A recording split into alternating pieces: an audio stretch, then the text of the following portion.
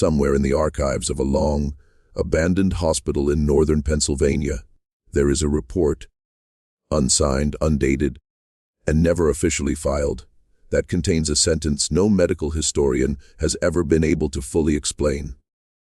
It reads, "No physician assigned to Ward C has entered room 12 after the incident of November 3, 1893, and none shall be required to do so. 12 doctors, men trained in anatomy, reason, and the certainty that every condition has a cause. 12 of them refused, collectively, to step inside one small hospital room. The patient inside was never formally diagnosed. And what began happening in that room over the course of 6 weeks would quietly alter the behavior of everyone who came near it. The full story has never been told, until now. Before we continue, take a moment to subscribe and let me know in the comments where you're listening from tonight. Because what happened inside room 112 did not stay there. The hospital itself was not unusual for its time.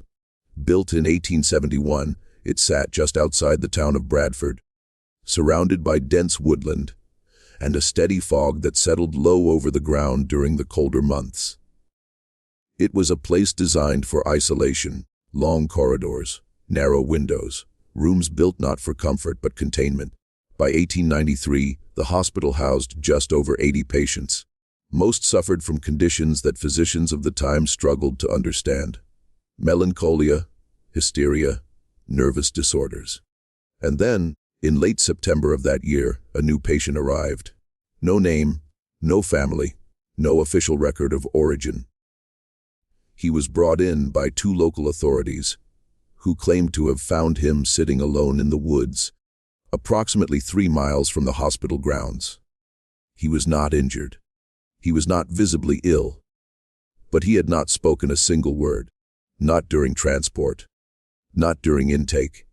Not even when examined. He simply watched. And that, according to the first physician assigned to him, was the first irregularity, because patients in that condition typically avoided eye contact. This one did not. 2. He was placed in room 12, at the end of Ward C, a quieter section of the hospital, used for observation cases. For the first 3 days, nothing unusual was recorded. Vitals stable. No signs of fever. No resistance to food or water. No speech. But on the 4th day, something changed. Not with the patient. With the staff. A nurse assigned to the ward reported a persistent feeling that she was being watched. Even when standing outside the room, another claimed that the hallway leading to room 12 felt different from the rest of the building. Not colder, not darker, just wrong. The physicians dismissed these reports as fatigue. Overwork was common. The hospital was understaffed. Explanations were easy to find, at first. Then came the incident of October 11th. Dr. Elias Mercer, one of the more experienced physicians on staff, entered room 12 for a routine evaluation. He remained inside for approximately 7 minutes. When he exited, he did not speak. He walked past the nursing station, past the other patients, and left the building entirely. He was found later that evening sitting alone on the hospital steps. When questioned, he gave only one statement: "He knew I was going to ask that." Dr. Mercer never returned to Ward C. Soon after that, entries in the hospital logs became inconsistent, shorter, less detailed, as if the staff were deliberately avoiding documentation. But certain patterns emerged. Doctors began requesting reassignment. Nurses refused night shifts near room 12. One orderly reportedly quit without notice after claiming he heard conversation coming from inside the room, despite the patient never having spoken. And then, on November 3rd, something happened that was never fully recorded, only referenced. The incident.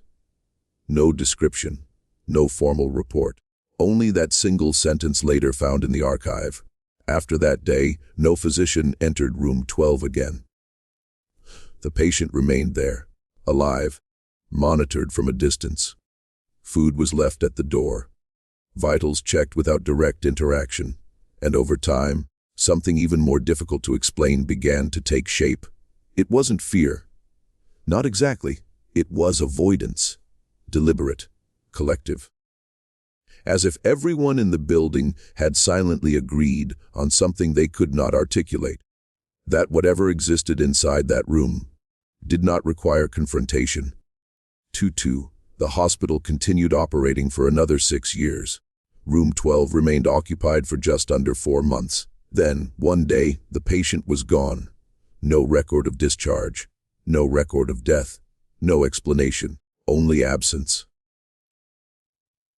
Years later, when the building was decommissioned, workers clearing the site noted something unusual about that section of Ward C. The floorboards in Room 12 had been replaced, reinforced, as though something had required containment. From below, no further documentation exists, no diagnosis, no conclusion, only that sentence, 12 doctors, 1 room. And a decision made not out of ignorance, but understanding, because whatever they believed was inside Room wah as something they chose not to face. And sometimes, that choice tells you more than any record ever could. A betrayed prince is left to die after a brutal palace coup. He survives in exile, slowly transforming from a broken boy into a calculating force. Years later, he secretly returns, watching his enemies rise in power. One by one, he dismantles their lives without revealing himself. In the final confrontation, he forces the king to face the truth before everything collapses. If you enjoyed this video, make sure to subscribe to the channel, like the video, and leave a comment below. The night the empire changed forever did not begin with war drums or screams. It began with silence. A silence so deep that even the wind seemed afraid to move. Inside the grand palace, beneath golden ceilings and walls carved with stories of glory, betrayal was already unfolding. The torches flickered as if they knew what history would soon try to forget. Guards who once swore loyalty now stood uncertain, their hands trembling not from fear of battle, but from fear of what they were about to become. The prince had always believed loyalty was unbreakable. Raised among scholars and warriors, he had been taught that kingdoms fall from enemies outside their walls, not from shadows within. That belief died the moment he saw the blade. It came not from a stranger. It came from someone he trusted. The attack was swift, merciless, and precise. No warning, no hesitation. Steel cut through the air, and in that single moment, everything he knew collapsed. The corridors he once walked as a son of the empire turned into a maze of death. Servants vanished. Allies disappeared. Doors that once opened now slammed shut. The palace was no longer a home. It had become a trap, bleeding, disoriented, and barely conscious. The prince was dragged through hidden passageways beneath the throne room. The same passages built centuries ago to protect the royal bloodline. But tonight, they were used to erase it. Every step echoed like a countdown. Every breath felt like it might be his last. Above him, the empire continued as if nothing had happened. Below, its future was being buried alive.